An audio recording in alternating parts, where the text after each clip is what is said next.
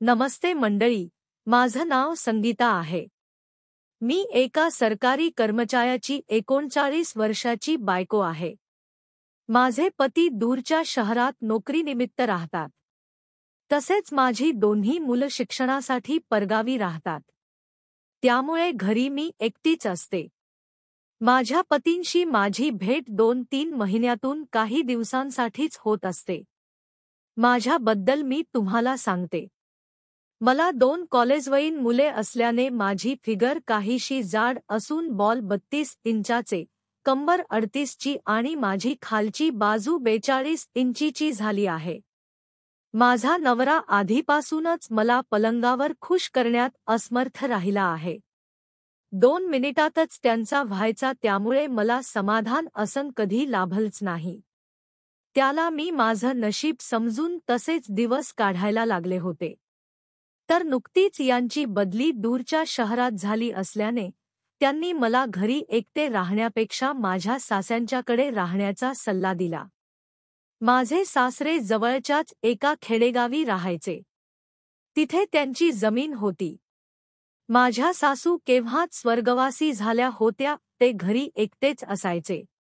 त्यामुळे मी त्यांच्याकडे जायचं ठरवलं. काही दिवसातच मी माझं सामान बांधून सासऱ्यांकडे राहायला गेले. तिथे माझी ओळख राजेशजी सोबत झाली. झालं काय की मी छतावर कपडे वाळवत असताना माझी नजर समोर गेली. समोरच्या घराच्या छतावर राजेशजी व्यायाम करत होते. त्यांनी वरती काहीच घातलं नव्हतं. त्यांचं कसदार अर्धनागडे शरीर बघून मी मंत्रमुग्ध झाले. 5 फूट 10 इंचाची उंची, चौड शरीर, भरदार छाती, मोठे खांदे, सपाट पोट आणि सुंदर चेहरा असं त्यांचं रुबाबदार व्यक्तिमत्व होतं. आमची नजर मिळताच आम्ही एकमेकांना स्मितहास्य दिलं. नंतर दुपारी ते माझ्या सासऱ्यांच्या सोबत गप्पा मारायला घरी आले, तेव्हा माझ्या सासऱ्यांनी त्यांच्याशी माझी ओळख करून दिली. ते घरी सध्या एकटेच राहत होते. त्यांची बायको गरोदर असल्याने माहेरी गेली होती. त्यानंतर ते नेहमीच आमच्या घरी यायला लागले. त्यामुळे आम्हा दोघांची जवळीक निर्माण झाली होती. एक मी होते जिचा नवरा जिला कधी काम संतुष्ट करत नव्हता, आणि दुसरीकडे हा बलदंड पुरुष होता, ज्याने आपल्या बायकोला गरोदर करून माहेरी पाठवलं होतं. त्यामुळे राजेशजीही काही महिन्यांचे भुकेले होतेच. आग दोन्हीकडे लागली होती. एक दिवस मी स्वयंपाक करत होते. माझे सासरे शेतावर गेले होते. तेव्हा राजेशजी माझ्या घरी आले आणि त्यांनी मला मागून पकडलं.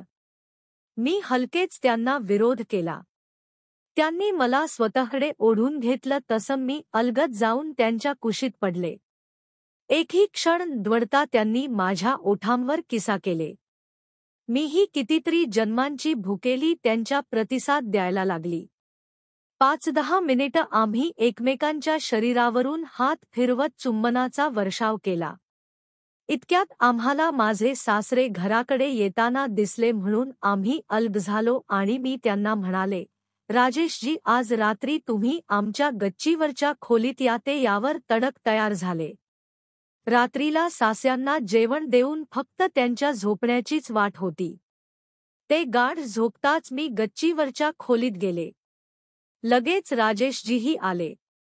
मी त्यांना रूममध्ये घेतलं आणि आतून कडी लावली आणि स्वतःला त्यांना सोपवले. त्यांनी एका झटक्यात माझी साडी, ब्लाऊज, परकर सोडला. लगेच ते आपले कपडे काढायला लागले.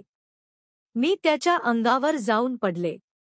आज मला ख्या मर्दाकडून खरा आनंद मिळाला होता. आता त्याची बायको येईपर्यंत हा माझा मर्द होता. त्यानंतर रोज रात्री आम्ही गावातल्या त्या नीरव शांततेला आमच्या आवाजाने भंग करत लागलो. मला त्याच्या बायकोचा फार हेवा वाटायला लागला होता.